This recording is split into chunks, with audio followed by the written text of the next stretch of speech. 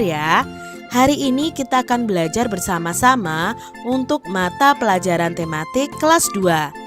Kita belajar di tema 4, hidup bersih dan sehat, subtema 3, hidup bersih dan sehat di tempat bermain, pembelajaran yang kedua. Mari adik-adik kita belajar dengan penuh semangat ya. Tempat yang bersih aman untuk bermain. Tempat bermain harus bersih agar aman untuk bermain. Sampah, genangan air, dan kotoran harus dibuang karena dapat mendatangkan penyakit. Genangan air akan menjadi sarang nyamuk yang dapat menggigit manusia. Gigitan nyamuk tertentu dapat mengakibatkan penyakit demam berdarah. Keselamatan bermain juga dipengaruhi kebersihan lingkungan. Pecahan kaca dan kerikil yang berserakan harus dibuang. Jika terkena dapat mengakibatkan cedera. Oleh sebab itu, jika ingin bermain aman, kebersihan lingkungan harus diperhatikan.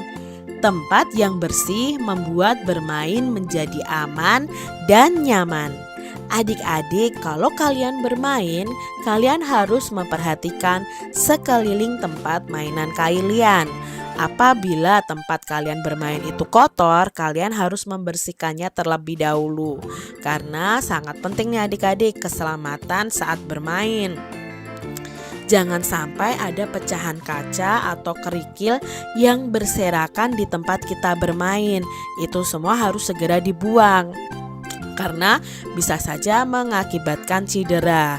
Lalu genangan air pun harus kita bersihkan supaya tidak menjadi sarang nyamuk. Karena kalau kita digigit nyamuk tertentu nih, kita bisa terkena penyakit demam berdarah.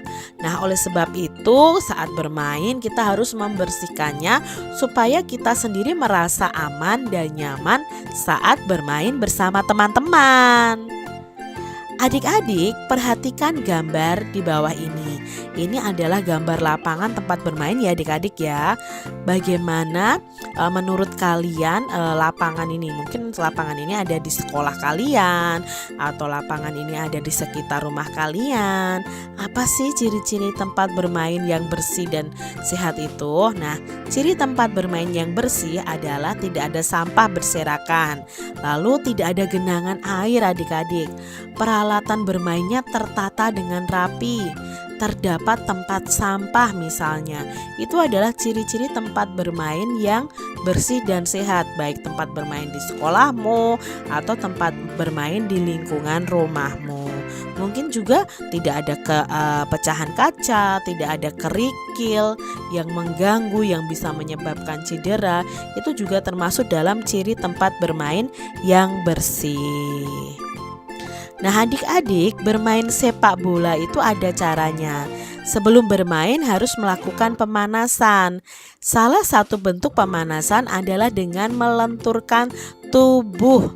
Melenturkan tubuh berguna untuk menghindari cedera saat bermain. Tentu adik-adik masih ingat bagaimana cara melenturkan tubuh.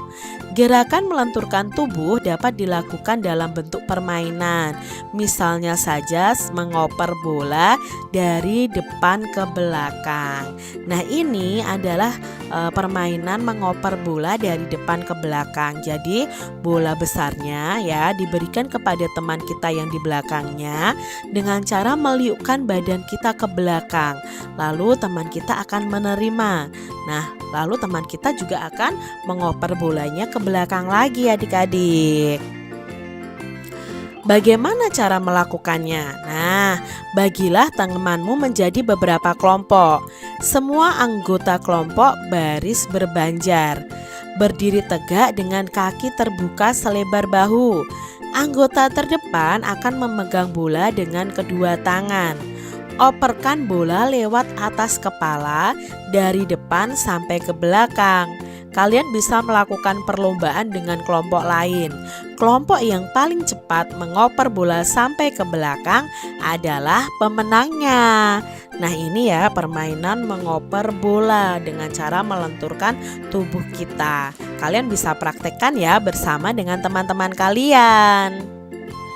Adik-adik, permainan mengoper bola dari depan ke belakang itu membutuhkan kerjasama yang baik.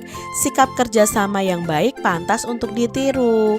Kerjasama merupakan perwujudan sikap persatuan.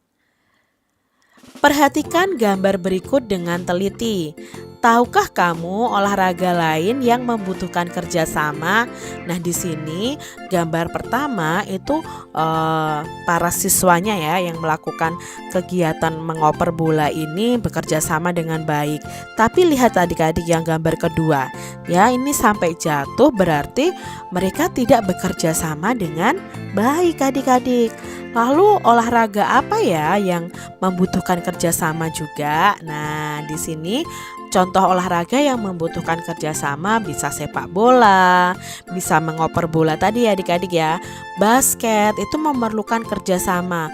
Gobak sodor, bulu tangkis ganda itu juga memerlukan kerjasama antar tim supaya bisa menang. Kasti dan lain sebagainya. Kalian bisa lengkapi ya. Contoh olahraga apa saja yang membutuhkan kerja sama. Nah, sikap apa yang harus dimiliki agar terwujud persatuan ketika bermain dengan teman?